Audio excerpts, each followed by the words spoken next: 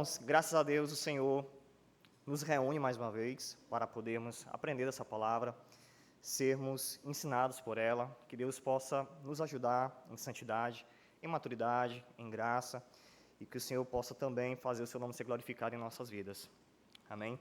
Irmãos, abramos as Escrituras no livro de Esdras, capítulo de número 1, verso 1 ao verso de número 6.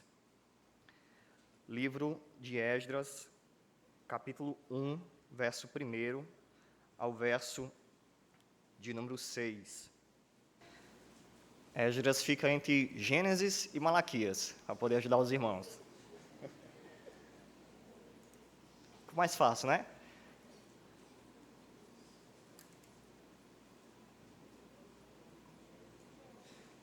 Amém? Irmãos, leiamos as Escrituras.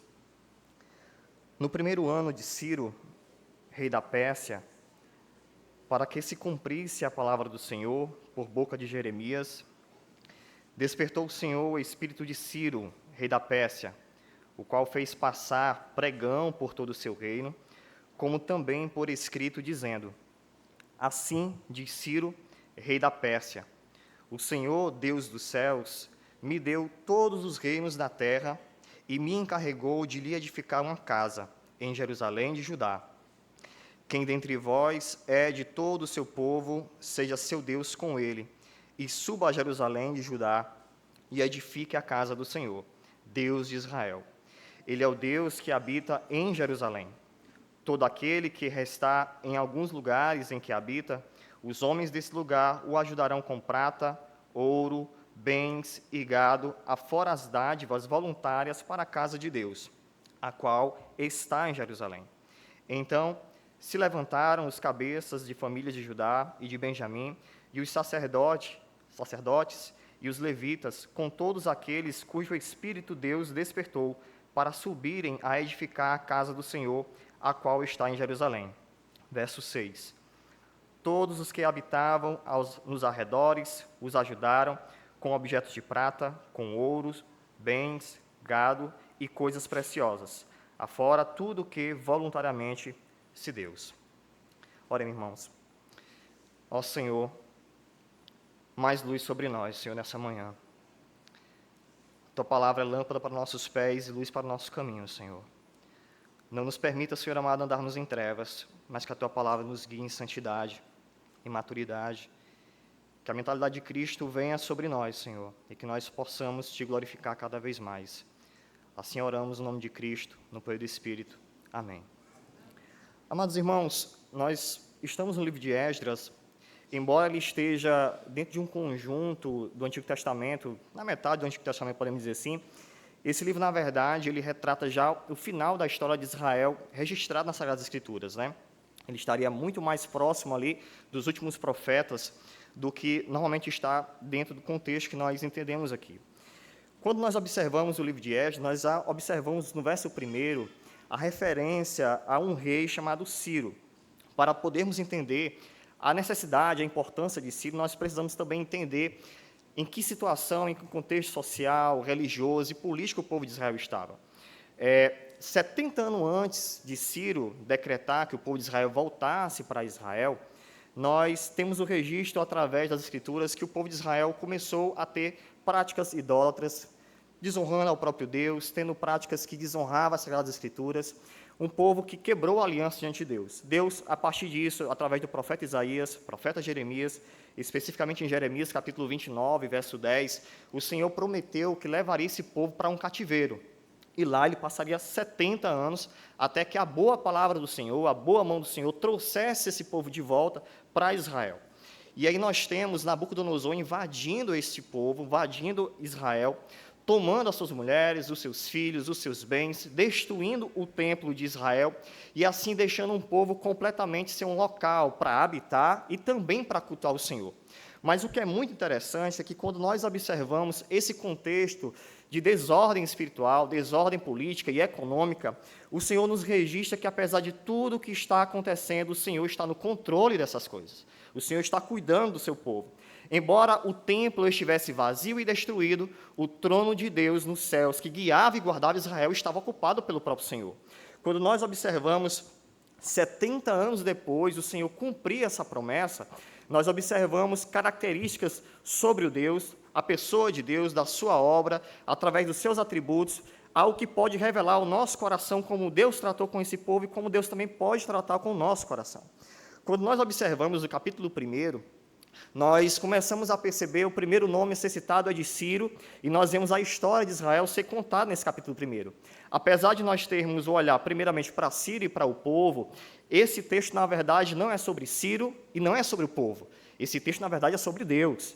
Se nós olharmos os 11 versículos que temos aqui no capítulo 1, a palavra dita a Deus e ao Senhor é citada 14 vezes. Ciro é citado apenas 2 ou 3 vezes, o povo citado 2 ou 3 vezes, mas o Senhor é citado 14 vezes. Então, o texto sagrado não está centralizado em Ciro, não está centralizado no povo, mas centralizado em Deus. E pensando sobre Deus e pensando sobre o nosso Senhor, através do capítulo 1, o que nós podemos entender ou perceber sobre o nosso Deus observando esse texto? Vejamos primeiro, irmãos, o verso 1 em diante. Vejamos o verso 1.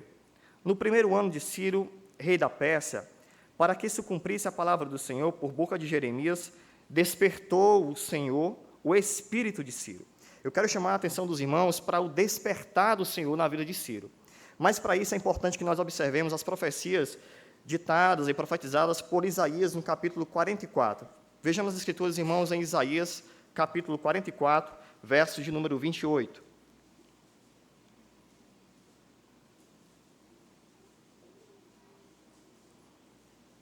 Isaías 44, verso de número 28.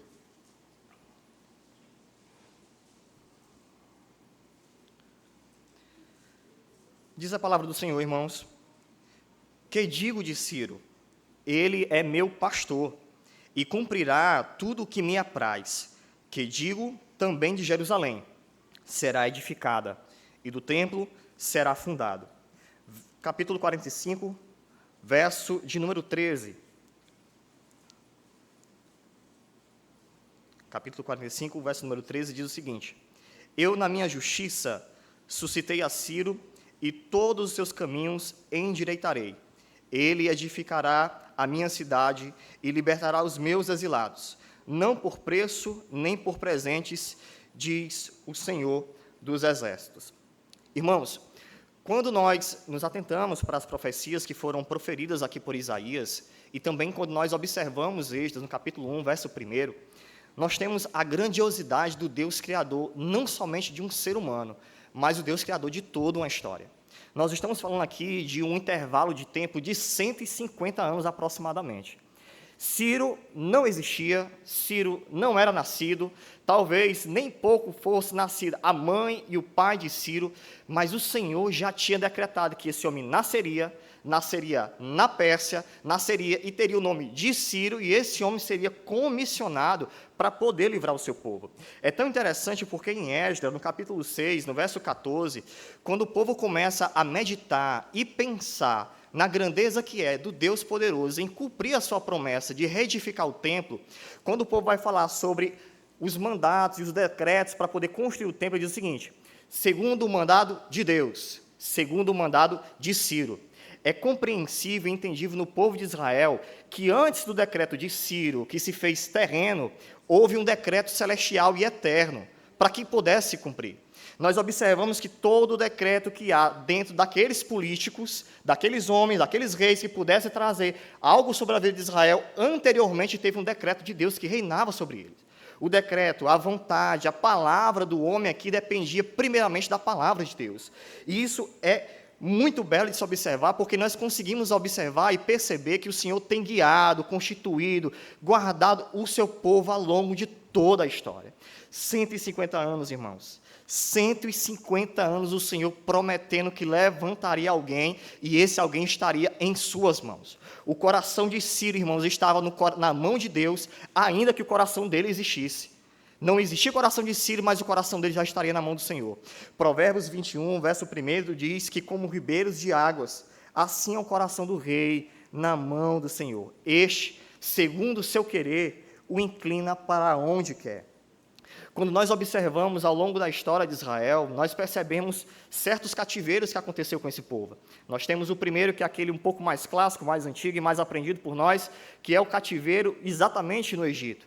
Deus conduzia o coração de Faraó, endurecia para que o seu nome fosse glorificado.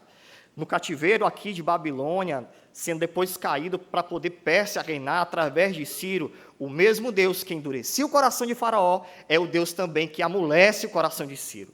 Deus, ao longo de toda a história, vai conduzindo o coração de todos os homens, pesando na balança, conduzindo, inclinando, trazendo tudo isso para a sua glória e para o favor do seu próprio povo. O Senhor sempre conduzirá o coração do homem para que o seu nome seja glorificado. O Senhor sempre terá, irmãos, também o coração de toda a humanidade, para que o seu nome seja glorificado e para que a igreja, o seu povo, seja edificado e assim viva na terra em santidade e maturidade. Quando nós observamos, irmãos, aqui a questão de Deus dominar o coração de Ciro, nós também podemos aprender que a vida da igreja, a vida do povo de Deus, não depende de quem está no trono reinando no meio político. O que, na verdade, depende é que o Senhor continue reinando no seu trono nos céus. Nós observamos que, ao longo de todos os países, presidentes mudam, mas o trono de Deus permanece a mesma pessoa. Deus não é trocado do seu trono. A presidência, nós temos a cadeira do Planalto Central, ela é trocada, ela é mudada, temos um presidente agora, um presidente ano que vem, mas o Senhor continua na mesma cadeira sentado, reinando por toda a eternidade. É Deus quem cuida de nós, é Deus quem nos guia, é Deus quem faz o seu nome ser glorificado, e isso é belo de ser observado, porque isso nos traz a necessidade de percebermos que nós não podemos nos atrelarmos ou confiarmos em político nesta terra. Nós observamos que, recentemente, presidentes foram presos, presidentes foram soltos, presidentes eleitos depois são presos, mas o Senhor continua reinando sobre todos nós. Não há desespero para nós, irmãos, quando nós sabemos que o Senhor, Rei da Glória, que já determinou todas as coisas, está sobre o seu trono guiando a todos. Quando nós olhamos para Deus, independente de quem esteja, por exemplo, no comando do Brasil, irmãos, saiba que o coração daquele homem está nas mãos de Deus. O coração daquele homem está nas mãos de Deus. O presidente, daqui a 10 anos que estiver no governo desse país, estará também nas mãos de Deus. Daqui a 50 anos, se nós ainda estivermos aqui e tiver um novo presidente, ele também estará nas mãos de Deus. O Senhor reina, o Senhor reina, o Senhor reina em nossas vidas, irmãos, e também reina sobre o nosso país. Nós não podemos nos esquecer disso. Nós observamos e olhamos para o reinado deste mundo, nós conseguimos perceber, e nós não negamos isso, a maldade no governo. A maldade nos homens, nós olhamos para a maldade também desses homens, também conseguimos perceber a maldade do diabo na vida desses homens. Isso é inegável. Mas, irmãos, nós temos tanta capacidade para ver a maldade, será que nós também não teríamos que ter tanta avidez para vermos também a mão de Deus nessas pessoas? Será que nós também não temos maior necessidade de observarmos e vermos não somente a mão do diabo, mas também a mão do próprio Deus por trás de tudo isso, guiando todas as coisas? Nós, irmãos, carecemos mais de Deus. Eu quero observar com os irmãos em Malaquias, capítulo 3, verso de número 6, por gentileza. Malaquias, capítulo 3, verso de número 6.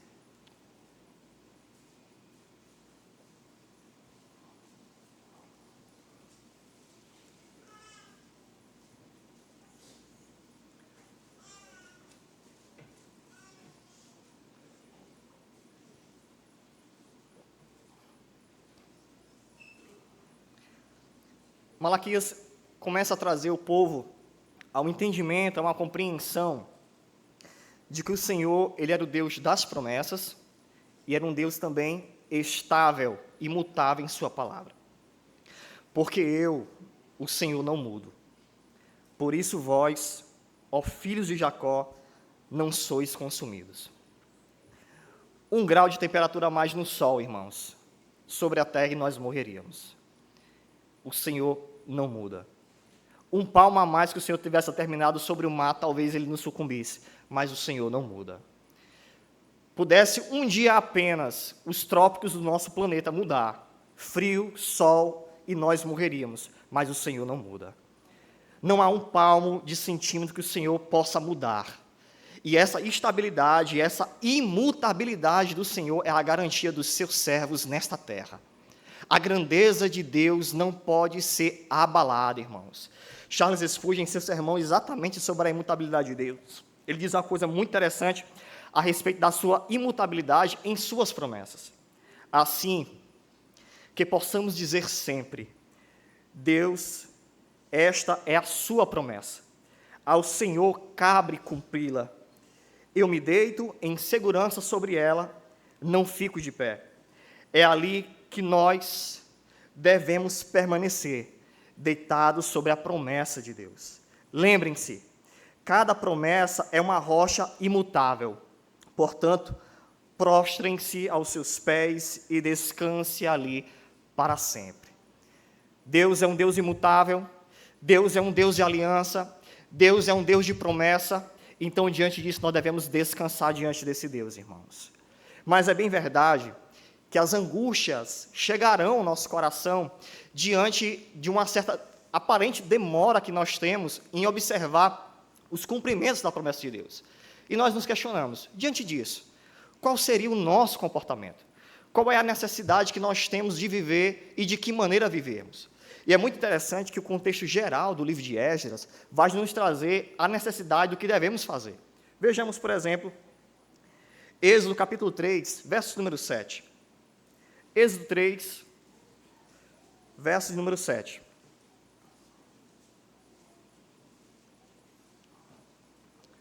A pergunta que nós temos aqui para responder através do texto que se seguirão é: o que devemos fazer enquanto aguardamos as promessas de Deus se cumprirem sobre a igreja, sobre a nossa vida? Em meio às aflições e às angústias, qual é a atividade necessária para a igreja e para o crente individual? Êxodo 3, verso 7. No cativeiro do Egito, o povo fez. Verso 7. Disse ainda o Senhor: certamente vi a aflição do meu povo que está no Egito. E o quê? E ouvi o seu clamor. Qual é a resposta para a igreja quando a gente espera pelas promessas de Deus e espera ver a mão de Deus agir? Oração. A resposta disso também é vista lá no cativeiro persa, babilônico, Jeremias capítulo 29, verso 12 ao verso 14. Jeremias capítulo 29, verso 12 ao verso 14.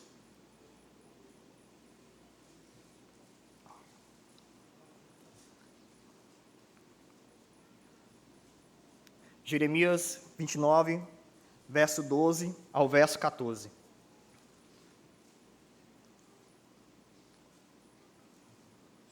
Assim diz a palavra, irmãos: então me invocareis. Olha só, Jeremias está falando para o povo que está exilado. Exatamente esse povo que vai voltar futuramente. Então me invocareis. Fareis o quê? Passareis a orar a mim, e eu vos ouvirei. Buscar-me-eis e me achareis, quando me buscar de todo o vosso coração. Serei achado de vós, diz o Senhor, e farei mudar a vossa sorte. Congregar-vos-ei de todas as nações e de todos os lugares para onde vos lancei, diz o Senhor. E tornarei a trazer-vos ao lugar de onde vos mandei para o exílio. E aqui nós entendemos, irmãos, que nas histórias de libertação do povo de Deus, nos é revelado que, primeiro, nós devemos confiar na palavra, na promessa, no Deus que é imutável. E, segundo, enquanto esse Deus determina o seu próprio tempo para agir, Ele também nos convoca para orar. Se nós esperamos, de maneira angustiosa, em dor, em sofrimento, aquilo que Deus nos prometeu, aquilo que Deus disse que faria em nossa vida, Ele fará. Mas, até lá, nós devemos orar e muito, rogando ao Senhor para que essa palavra se cumpra. Senhor, faz a Tua palavra. Senhor, faz a Tua vontade. Orar contra isso, na verdade, orar para que Deus faça a promessa, não é orar contra a promessa de Deus, e nem tentando dizer, poxa, eu acredito, mas não acredito tanto. Na verdade, irmãos, quando nós olhamos para as Sagradas Escrituras, as promessas de Deus, na verdade, é que dão vida à nossa oração. Se nós não soubéssemos que Deus cumpriria a sua palavra, a sua promessa, do que adiantaria orarmos? É porque Ele disse que nos ouvirá. Quando nós orarmos, é por causa disso que nós oramos. Porque Ele nos ouvirá. Ele nos ouvirá. Deus nos ouvirá. Buscar-me-eis e achareis. O Senhor está pronto a ser encontrado para todos aqueles que se interrompem do seu caminho para orar e buscá-lo. Que beleza disso, irmãos. A promessa de Deus é vida para a nossa oração. A promessa de Deus é vida para o nosso caminhar. A promessa de Deus, irmãos, nos guia em meio às tribulações. Irmãos, há uma verdade que é inegável. Sempre haverá um servo de Deus, no mais profundo sofrimento, rogando a Deus por socorro. A pergunta que nos cabe é: somos nós? Na angústia que nós estamos sofrendo hoje, irmãos, será que nós não estamos lutando com o nosso próprio braço?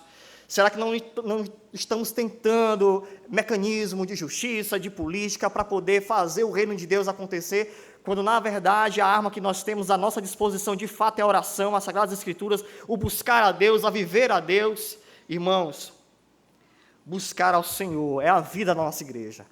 Buscar ao Senhor é a vida do nosso próprio coração. Todas as vezes que nós interrompermos a nossa caminhada, como eu já disse, para buscarmos ao Senhor, nós caminharemos mais. A palavra de Deus, a oração nos dará vida para vivermos essa vida tão tenebrosa. Quando nós olhamos para Lamentações de Jeremias, capítulo 5, verso 19 ao verso 21, que é exatamente Jeremias pensando na dureza que foi sofrer esse impacto causado pelo Senhor através de Nabucodonosor, ele traz algo de muito belo para o nosso coração. O que Jeremias diz? E aí, lembrando agora as pregações do pastor André também nos Salmos Reais, Jeremias ecoa aqui talvez um salmo: Tu, Senhor, reinas eternamente. O teu trono subsiste de geração a geração.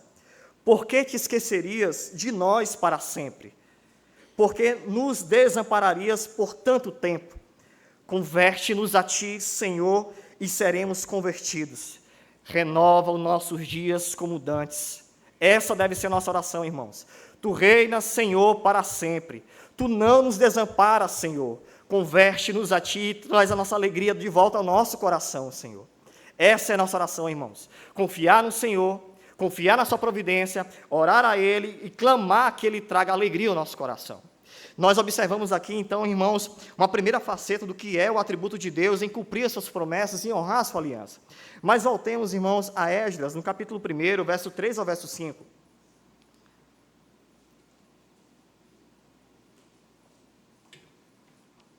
Nós observamos que Deus é um Deus de promessas, um Deus de aliança, um Deus que cumpre, um Deus imutável. Quando nós olhamos para o verso de número 3, a Bíblia nos diz o seguinte: Quem dentre vós é de todo o seu povo, seja seu Deus com ele, e suba a Jerusalém de Judá, e edifica a casa do Senhor, Deus de Israel. Ele é o Deus que habita em Jerusalém. Verso 5. Então se levantaram, eu chamo a atenção para cá, se levantaram os cabeças de famílias de Judá e de Benjamim, e os sacerdotes e os levitas, com todos aqueles cujo espírito Deus despertou. A pergunta é: quem se levantou? Aqueles cujo Senhor, pelo seu espírito, trouxe o coração à vida. Quando nós olhamos para esse texto, nós não temos aqui uma ideia de despertar do sono, mas a ideia de despertar aqui é Deus trazer a vida. Eu estudando esse texto, eu achei muito belo, porque Ezequiel, capítulo 37, a famosa profecia do Vale de Ossos Secos, nós sempre analisamos e às vezes a gente perde o contexto desse texto. Ezequiel 37, Vale de Ossos Secos, está falando dessa comunidade exatamente aqui. Essa comunidade está sendo despertada aqui pelo Senhor em Esdras, no capítulo 1, é exatamente a comunidade que Ezequiel viu, só os ossos, mortos, em um vale, em que o Senhor começa a juntar e o Espírito começa a encher. É exatamente essa comunidade. Vamos para Ezequiel capítulo 37, verso 1, verso 2, verso 7 ao 10. Ezequiel, capítulo 37, verso 1, 2, 7 ao 10.